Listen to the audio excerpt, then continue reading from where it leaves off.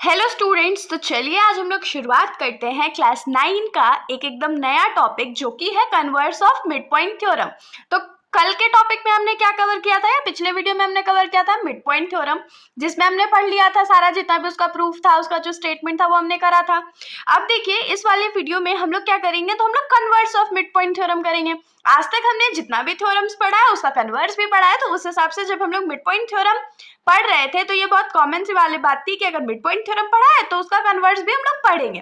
तो सबसे पहले तो converse of mid point theorem जो है हम लोगों को क्वेश्चन बनाने में बहुत ज्यादा हेल्प करने वाला है।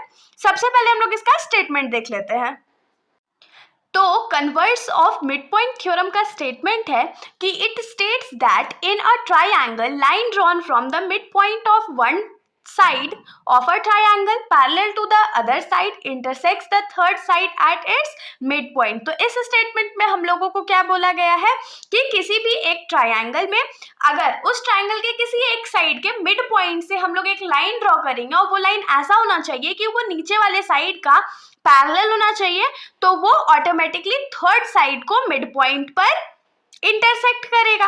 होप सो इतना समझ में आया होगा। ऐसे हम लोग फिगर से भी इसको देख लेते हैं। तो देखिए फिगर में ध्यान दीजिएगा, फिगर में हम लोग कैसे इसको लिख सकते हैं कि मान लीजिए हमारे पास एक ट्राइंगल है ए बी सी, हमारे पास एक ट्राइंगल है ए बी सी और उसमें मान लीजिए कि डी जो है वो ए बी का मिड पॉइंट है। तो स्टेटमेंट के हिसाब से डी ए बी का मिड पॉइंट है, तो किसी भी एक साइड के मिड पॉइंट से जब हम लोग स्ट्रेट लाइन ड्रॉ करेंगे जो कि थर्ड वाले साइड या नीचे वाले साइड के पैरेलल होना चाहिए, मतलब कि ये वाला जो साइड है वो बीसी के पैरेलल है, तो वो थर्ड वाला साइड या जो लेफ्ट ओवर साइड है उसको मिड पॉइंट पर इंटरसेक्ट करेगा, मतलब कि ई जो होगा वो एसी का मिड पॉइंट होगा।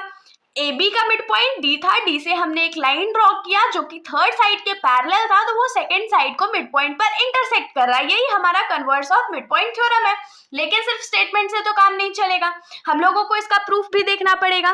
तो प्रूफ अब हम लोग इसका थोड़ा सा देख लेते हैं। एग्जामिनेशन पॉइंट ऑफ व्यू से इंपॉर्टेंट है, आ भी सकता है नहीं भी आ सकता है। तो चलिए हम लोग सबसे पहले तो गिवन लिखते हैं। तो गिवन में हम लोग क्या लिखेंगे, यहाँ पर गिवन है कि ABC is a triangle and D is the midpoint of side AB। तो हम लोगों को क्या गिवन था कि ABC जो है वो एक ट्रायंगल है और इसमें D जो है वो मिड पॉइंट है साइड AB का। अब इसमें हम लोग एक चीज और क्या लिख सकते हैं कि from D a line is drawn, D से हमने एक लाइन ड्रॉ किया, मान लीजिए इसका नेमिंग हम लोग डीई ही रखते हैं, डीई, सच दैट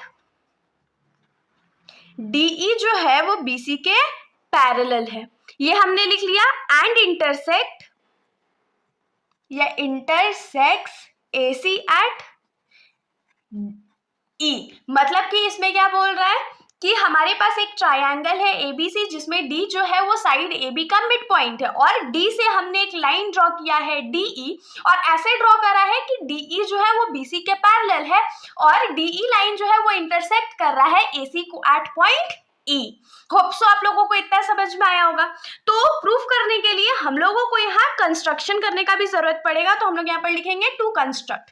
अब कंस्ट्रक्ट करना क्या है, तो बहुत सिंपल है। हम लोग सबसे पहले तो डीई को प्रोड्यूस करेंगे, तो डीई को हमने प्रोड्यूस कर लिया, उसके बाद हम लोग सी को प्रोड्यूस करेंगे जहां पर ये इंटरसेक्ट कर जाए।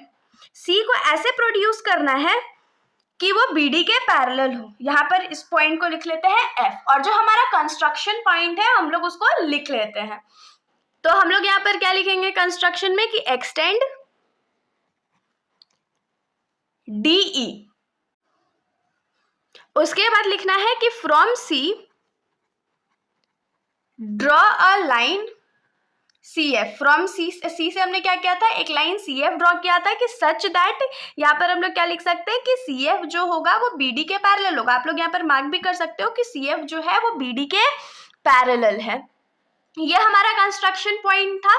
अब हम लोग क्या करेंगे, तो हम लोग टू प्रूफ लिख लेते हैं। तो हमारा टू प्रूफ क्या है कि E is the mid point of AC। ये हम लोगों को मिल गया, हम लोगों को ये काम करना था। अब हम लोग आ जाते हैं एक्चुअली इसके प्रूफ पर। तो देखिए इस फिगर में हम लोग प्रूफ में सबसे पहले क्या लिख सकते हैं कि हमने कंस्ट्रक्शन से क्या लिखा था कि BD जो है वो CF के पैरेलल है, और हम लोगों को क्वेश्चन में क्या गिवन था कि DE, और क्योंकि हमने DE को DF तक प्रोड्यूस किया है तो DF जो है वो BC के पैरेलल है। अब जब दोनों अपोजिट साइड्स किसी भी क्वाड्रिलेटरल के आपस में पैरेलल होते हैं तो वो क्या हो जाता है, एक पैरेललोग्राम हो जाता है। तो यहाँ से हम लोग क्या लिख पाएंगे कि BDFC जो है वो हमारा एक पैरेललोग्राम है। तो यहाँ पर हम लोग क्या लिखेंगे कि since BD is parallel to CF, BD CF के पैरेलल है। और हम लोगों को कैसे पता, तो बाय कंस्ट्रक्शन, हमने कंस्ट्रक्शन में लिखा था।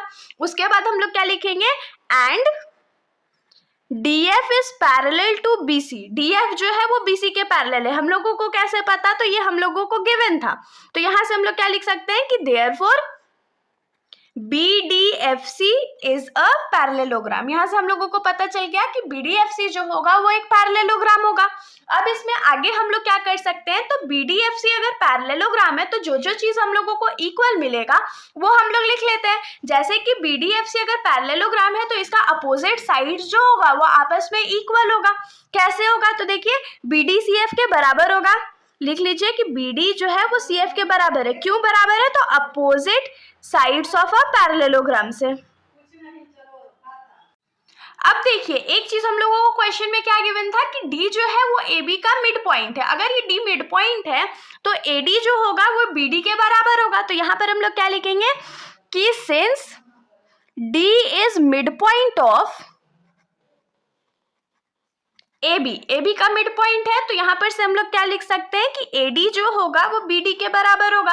अब ध्यान दीजिए कि BD जो है वो CF के बराबर है और AD जो है वो BD के बराबर है। तो BD CF के भी बराबर है और AD के भी बराबर है। तो यहाँ से हम लोग क्या लिख सकते हैं कि AD जो होगा वो CF के बराबर होगा। तो हम लोग लिख लेंगे यहाँ पर कि इसको मान लीजिए इक्वेशन नंबर 1 और इसको मान लीजिए इक्वेशन नंबर 2। तो यहाँ पर हम लोग क्या लिखेंगे कि from equation 1 and 2, equation 1 and 2 से क्या लिखा जा सकता है कि AD जो है वो CF के बराबर है। अब आप लोगों के दिमाग में आ रहा होगा ये हमने क्यों प्रूफ करा है, तो अभी जब हम लोग कॉन्ग्रुएंसी प्रूफ करेंगे तो ये हम लोगों को जरूरत पड़ेगा। इसको अज्यूम कर लेते हैं टू बी इक्वेशन नंबर 3। अब देखिए अगर हम लोगों को प्रूफ करना है कि E जो है वो मिड पॉइंट है AC का, तो हम लोगों को क्या प्रूफ करना पड़ेगा कि AE जो है वो CE के बराबर है।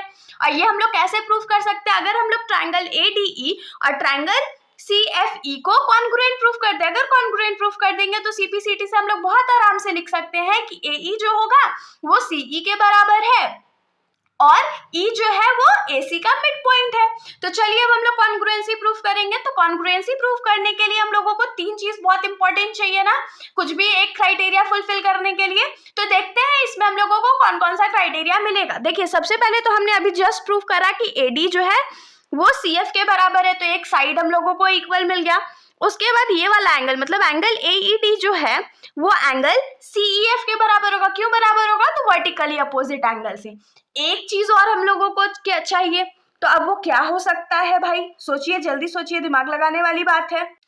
तो एक एंगल और हम लोग क्या ले सकते हैं कि ये वाला जो एंगल ADE जो है वो एंगल CFE के बराबर है। क्यों CFE के बराबर है, तो अल्टरनेट इंटीरियर एंगल से। कैसे अल्टरनेट इंटीरियर एंगल से, तो AB जो है वो CF के पैरेलल है और DF जो है वो ट्रांसवर्सल है।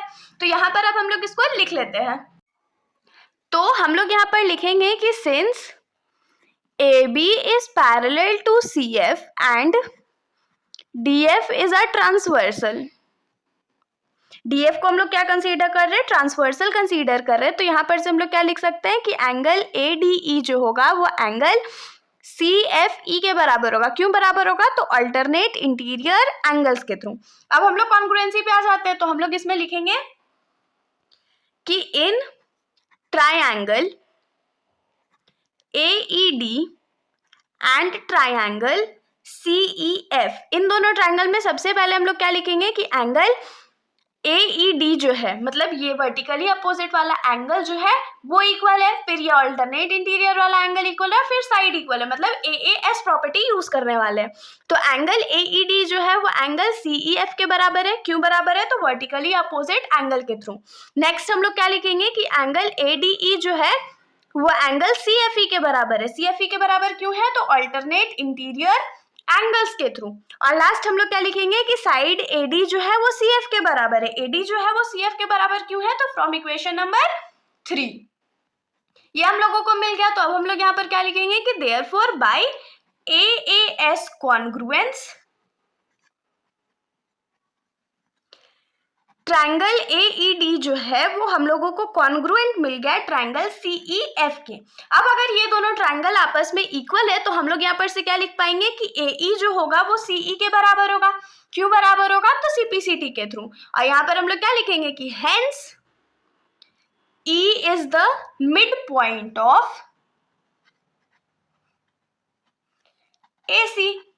प्रूफ। तो इसके साथ हमारा ये जो प्रूफ था यहीं पर खत्म हो जाता है। अगर आप लोगों को कोई भी डाउट हो तो आप लोग बेशक कमेंट सेक्शन में पूछ सकते हो, वरना अगर आप लोगों को वीडियो अच्छी लगी तो वीडियो को लाइक करिएगा और मेरे चैनल को बिना सब्सक्राइब करे कहीं मत जाइएगा। Thank you.